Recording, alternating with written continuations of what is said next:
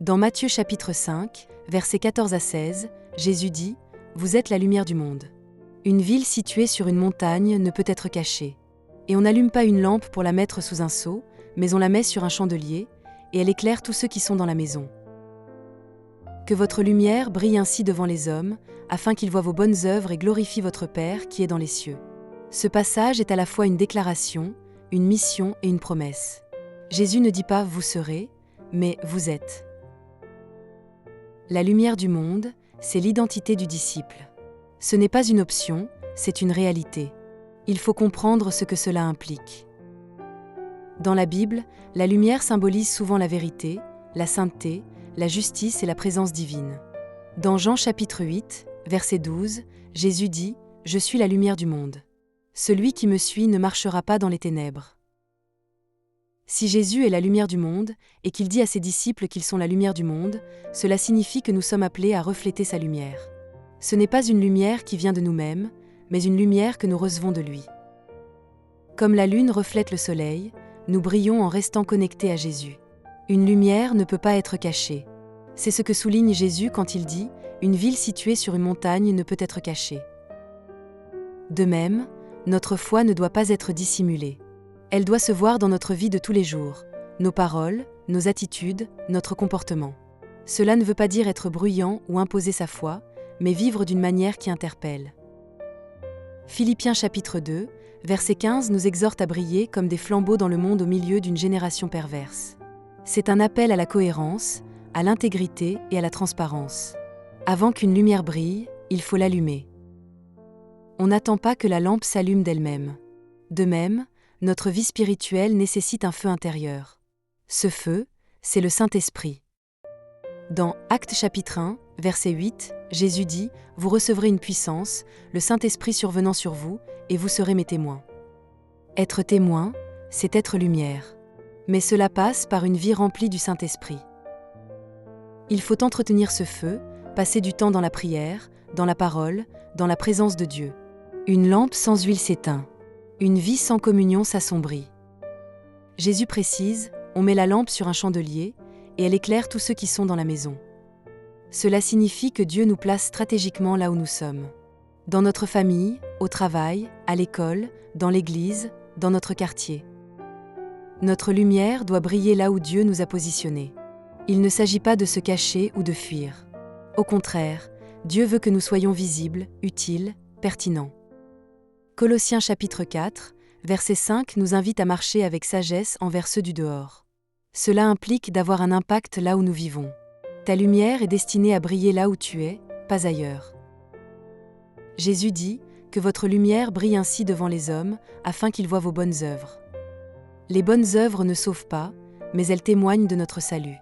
Elles sont le fruit d'une foi vivante. Jacques chapitre 2, verset 17 affirme « La foi, si elle n'a pas les œuvres, est morte en elle-même. » Nos œuvres montrent qui nous servons. Il peut s'agir de gestes de compassion, d'actes de générosité, de paroles encourageantes. Briller, ce n'est pas seulement prier ou évangéliser, c'est aussi être présent, tendre la main, écouter, aimer. Notre vie doit susciter la louange, pas l'indifférence. L'objectif n'est pas que les gens nous admirent. Jésus dit « Et qu'il glorifie votre Père qui est dans les cieux. » Autrement dit, notre lumière doit orienter les regards vers Dieu, pas vers nous. C'est un test de motivation. Est-ce que ce que je fais glorifie Dieu ou moi-même? Matthieu chapitre 6, verset 1, avertit, « Gardez-vous de pratiquer votre justice devant les hommes pour en être vus. » Être lumière ne signifie pas rechercher l'attention, mais refléter le caractère de Dieu. Si quelqu'un voit notre vie et a envie de connaître Dieu, alors notre lumière a bien brillé. Être lumière suppose qu'il y a des ténèbres. Le monde dans lequel nous vivons est rempli d'obscurité, injustice, haine, mensonges, corruption, découragement. Éphésiens chapitre 5, verset 8 dit « Autrefois vous étiez ténèbres, mais maintenant vous êtes lumière dans le Seigneur. » Marcher comme des enfants de lumière. Cela signifie que notre style de vie doit contraster avec ce qui nous entoure. On ne combat pas les ténèbres avec les ténèbres, mais avec la lumière. Il ne faut pas se laisser contaminer, mais transformer l'atmosphère autour de nous. Ta présence peut changer une ambiance. Pourquoi cacherait-on une lampe sous un seau? C'est absurde. Et pourtant, beaucoup de chrétiens cachent leur foi par peur du regard des autres, du rejet ou par compromis. Jésus nous appelle à la clarté. Luc chapitre 9, verset 26 est radical. Si quelqu'un a honte de moi et de mes paroles, le Fils de l'homme aura honte de lui. C'est un appel au courage. Le monde a besoin de voir des chrétiens qui vivent leur foi sans compromis. Être lumière, c'est refuser l'hypocrisie. C'est être vrai, transparent, constant. Ce n'est pas être parfait, mais authentique. La lumière attire. Elle rassure, réchauffe, éclaire. Beaucoup sont dans les ténèbres et cherchent un repère. Lorsque ta vie est alignée avec Dieu, elle devient un phare.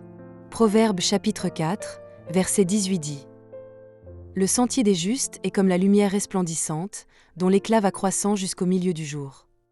Cela montre une croissance. Plus tu marches avec Dieu, plus tu brilles. Et plus tu brilles, plus tu attires ceux qui ont soif de vérité. Il ne faut pas sous-estimer ton influence. Une seule vie peut impacter des centaines d'autres, simplement en restant fidèle. Être lumière, ce n'est pas seulement quand tout va bien. C'est justement dans l'épreuve que la lumière est la plus visible.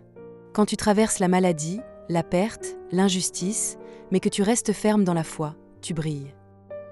2 Corinthiens chapitre 4, verset 6 dit : Car Dieu a fait briller la lumière dans nos cœurs pour faire resplendir la connaissance de sa gloire. Même brisé, tu peux briller. Même fatigué, tu peux éclairer. Dieu utilise nos failles pour révéler sa force. C'est souvent dans la souffrance que notre témoignage devient le plus puissant. La lumière ne fait pas de bruit. Elle ne parle pas. Elle agit, tout simplement. Elle est discrète mais essentielle. Jean chapitre 3, verset 30 résume bien cette attitude. Il faut qu'il croisse et que je diminue. Être lumière, c'est parfois être en retrait, mais efficace. C'est préférer servir plutôt que dominer, écouter plutôt que parler. La véritable lumière ne cherche pas la gloire, elle cherche à éclairer. C'est une attitude de cœur, un style de vie. L'humilité rend la lumière plus pure, plus perçante. Quand une pièce sombre est éclairée, tout change. Les choses cachées deviennent visibles. La lumière ne se contente pas d'exister, elle transforme. Romains chapitre 12, verset 2 nous invite à ne pas nous conformer au siècle présent, mais à être transformés. Notre lumière commence par une transformation intérieure. Puis elle impacte l'extérieur. Un chrétien rempli de lumière dégage quelque chose de différent. Il déplace les atmosphères. Il redonne espoir, suscite la foi, fait tomber les masques. Être lumière, c'est incarner une réalité céleste dans un monde blessé. La lumière individuelle est puissante, mais la lumière collective est irrésistible. Une église unie, rayonnante, devient une ville sur une montagne. 1 Pierre chapitre 2, verset 9 déclare : Vous êtes une race élue, un sacerdoce royal, une nation sainte. Pour annoncer les vertus de celui qui vous a appelé des ténèbres à sa merveilleuse lumière. Ensemble, nous éclairons plus loin, plus fort. Être lumière, c'est aussi marcher avec d'autres. S'encourager, se soutenir. L'unité fait briller l'Évangile d'une manière que le monde ne peut ignorer. À la fin, être lumière est un choix. Chaque jour, tu choisis d'allumer ou d'éteindre cette lampe.